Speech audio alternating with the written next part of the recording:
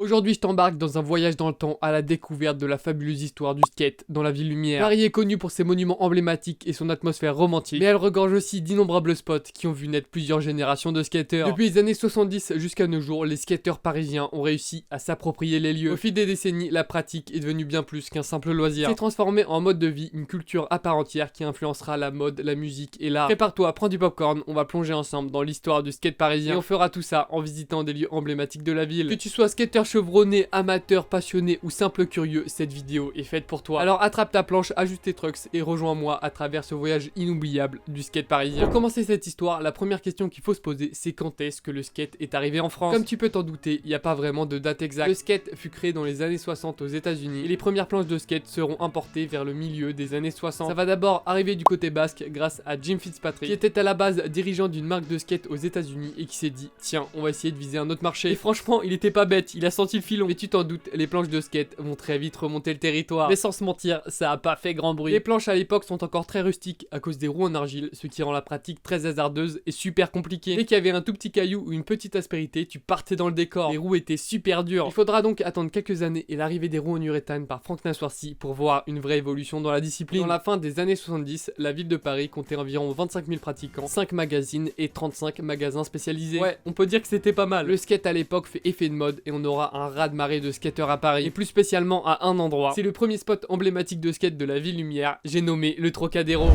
La pratique commence ici, dans les deux allées du Trocadéro. Et oui, on est encore loin du skatepark tout beau en béton. En même temps, on pratiquait pas du tout le même skate. La discipline en vogue à l'époque, c'était le slalom. On oublie trop souvent, mais le slalom est l'essence même du skate. C'est la discipline qui a après créé le bowl, le street, etc. L'avantage de ces deux allées, c'est qu'elles étaient assez pentues et assez longues pour l'accueil de la pratique. Au fil du temps, des clubs se créent et organisent des démos au sein de ces deux allées. Cette discipline a maintenant perdu en popularité, mais reste pratiquée par quelques valeureux skateurs. J'ai moi-même d'ailleurs pu tester la discipline et c'était vachement cool. Bon allez, revenons dans les années 70. C'est tout nouveau et les personnes âgées de l'époque n'y comprennent vraiment rien. En plus, je sais pas si vous saviez, les voitures avant circulaient ici, donc très vite, elles ont servi de remonte-pente pour les skateurs. C'est en quelque sorte une piste de ski urbaine dans Paris. C'est la première fois que des skateurs ont colonisé massivement un spot. C'est en quelque sorte le premier spot de skate en France. La place était pas mal animée, il y avait vraiment plein de skateurs et plein de spectateurs qui étaient émerveillés. Bon, par contre, le maire de Paris qualifiera la pratique de dangereuse et mettra des amendes à tout va. La place, à cause de ça, fut désertée et ils se sont orientés vers d'autres spots.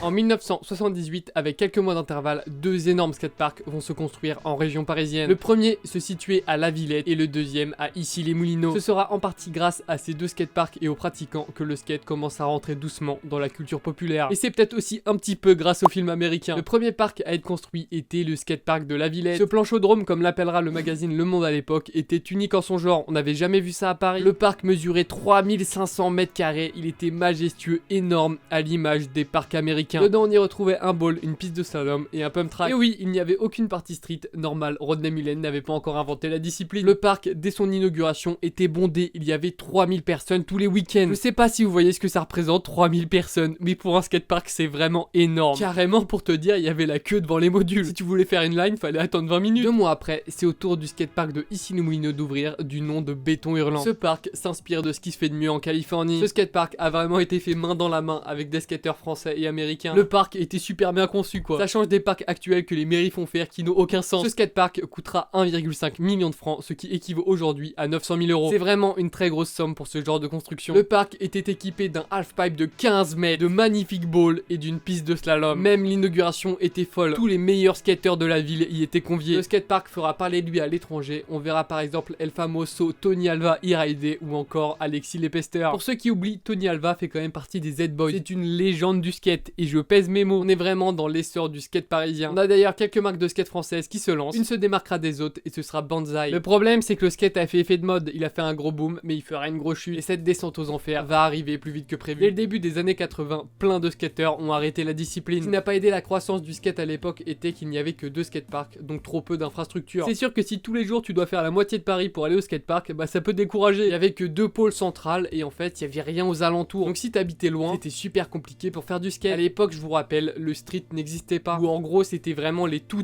débuts quoi. C'est pour ça qu'au fil du temps, les jeunes se sont orientés vers des disciplines plus accessibles. En 1980, c'est vraiment le retour en arrière de cette belle évolution. Le bowl de la Villette était rempli de vases et inaccessible pour les skateurs, tandis que le béton hurlant a été rasé d'abord pour faire un camping, puis des bureaux. Donc à partir de ce moment-là, il y avait plus rien. Tu te rends compte, du jour au lendemain, tout ce que t'avais entrepris s'écroule. Le choc a été très dur pour les skateurs qui essayaient d'en envie. Car paf, d'un coup, il n'y a plus aucune infrastructure. Thierry Dupin partagera d'ailleurs son ressenti sur cette époque. Il dit que pour lui c'était un choc parce qu'il avait arrêté les études pour faire du skate. Et là d'un coup, il avait perdu son terrain principal de jeu. La suite dans le monde du skate a été un peu compliquée pour lui, mais comme il disait, vous savez, un skater ça apprend à tomber et à vite se relever. Il mettra donc malheureusement fin à sa carrière en 1979. Les vendeurs et skateurs pro de cette époque sont vraiment des survivants. Le skate après cette période est vu comme un gadget éphémère à l'instar du hand spinner ou du yo-yo. Le skate après ça devient quelque chose de underground et plutôt secret. Mais il reste quand même un noyau dur d'irréductibles skateurs qui pratiquent dans la capitale. Ils retourneront en partie au Trocadéro. Ils surnommeront le 340 en référence à un code utilisé pendant la résistance. Le creux de la vague ne dure pas si longtemps car en 1986, des planches en érable canadien viennent jusqu'à nous. Elles sont maintenant larges, elles ont une concave et sont bien plus agréables qu'avant. Les routes deviennent plus dures et permettent de meilleurs power slides. On va maintenant rentrer dans une partie de l'histoire où les skateurs sont vus comme des jeunes délinquants. On aura une trentaine de jeunes qui vont se jeter à corps perdu dans la discipline. Et c'est grâce à eux que ça va évoluer. Ils feront n'importe quoi. Surtout quand ils vont skater la nuit, ça va faire plaisir à beaucoup d'habitants. Le problème, c'est que ça faisait kiffer que eux et ils se font virer d'un peu partout. Et c'est comme ça, sans le savoir, rejetés de tous, qu'ils vont créer le street parisien. En parallèle d'autres spots, on a eu un grand nombre de skateurs qui se seront trouvés ici, au Dôme. Il a connu une forte recrudescence dans les années 90. Le spot est entièrement entouré d'un set de 3 marches. Le spot compte aussi une grande partie de flat ainsi qu'un rail mobile. Et en fin de line, on a cet énorme gap ainsi que ce curb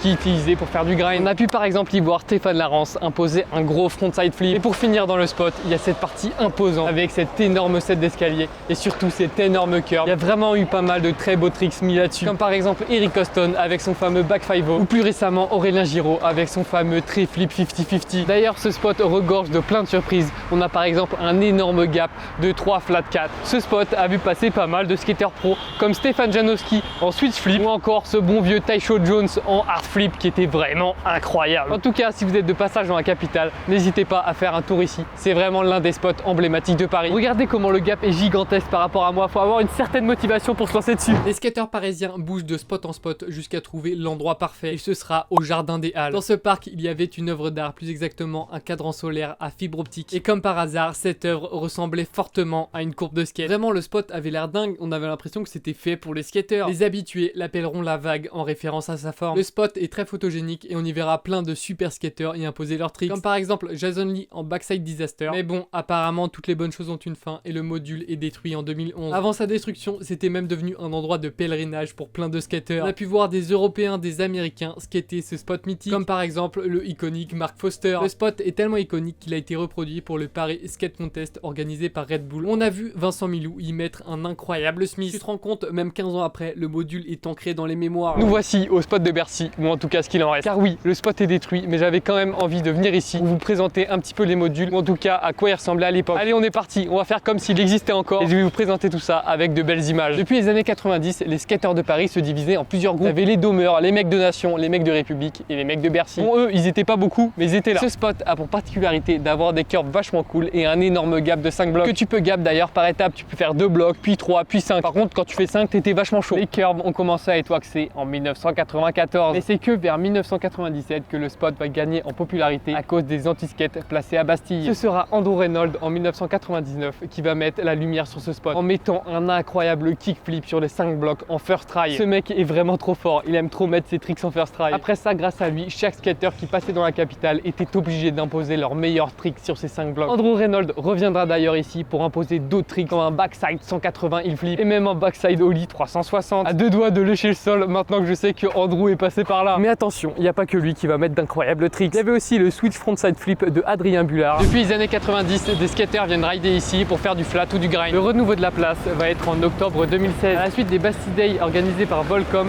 les modules du parc vont venir à République. C'est pas cela, mais vous allez comprendre pourquoi. Initialement, ces anciens modules devaient rester quelques mois, mais ils sont restés jusqu'en 2018. En juin 2018, les modules retournent enfin à Bastille. Mais Volcom ne s'arrête pas là et lance d'autres projets à République. C'est comme ça que l'on connaît ce spot avec cet incroyable module de 12 mètres. Ce module représente habilement le logo de Volcom. Comme ça, même en faisant un spot, tu fais de la pub rentable. Et pour finir, en 2019, on y verra s'implanter le fameux triple bloc qui est devenu iconique dans la capitale. Comme quoi, faut pas chercher compliqué pour faire kiffer les skateurs. 3 petits blocs, ça suffit. Depuis les débuts compliqués dans les rues pavées de Paris, jusqu'à sa renaissance et son intégration dans la culture populaire, le skate à Paris a connu un vrai rebond de popularité et ça a prouvé à tous ses détracteurs que c'était loin d'être un simple effet de mode. Ça fait plus de 50 ans que le skate existe, donc oui, c'est loin d'être une mode. Au fil des années, le skate à Paris est devenu un endroit incroyable. On a vraiment maintenant une énorme scène skate. Je pense qu'il y a encore plein de choses à améliorer, mais on est sur la bonne voie. C'est pas pour rien que les skateurs du monde entier viennent à Paris pour se faire des parts de skate, parce que cet endroit est incroyable et qu'il a une super esthétique. Chaque événement de skate organisé à Paris me rappelle comment on est nombreuses et nombreux à faire du skate. Et franchement, à chaque fois que je vois ça, je me dis waouh, on a quand même fait du parcours. On est passé de 25 000 pratiquants à maintenant il y en a plus de 100 000. C'est incroyable. Il reste pas mal de chemin à parcourir, mais franchement, je suis super confiant pour le skate à Paris. Personnellement, j'adore skater à Paris. République, c'est mon kiff de ouf. Bastille, c'est pas trop mal aussi. Donc ouais, j'étais pas forcément très objectif dans cette vidéo. Sur ces belles paroles, je vous souhaite une bonne journée, une bonne fin de soirée, une bonne matinée. N'oublie pas de liker, ça m'aiderait vraiment beaucoup parce que là, cette vidéo, j'ai galéré à la faire. J'ai dû faire plusieurs allers-retours à Paris et franchement, les tickets de métro, ça commence à coûter cher. Et sur ce, si je ne te revois pas, bon après-midi, bonne soirée et bonne nuit.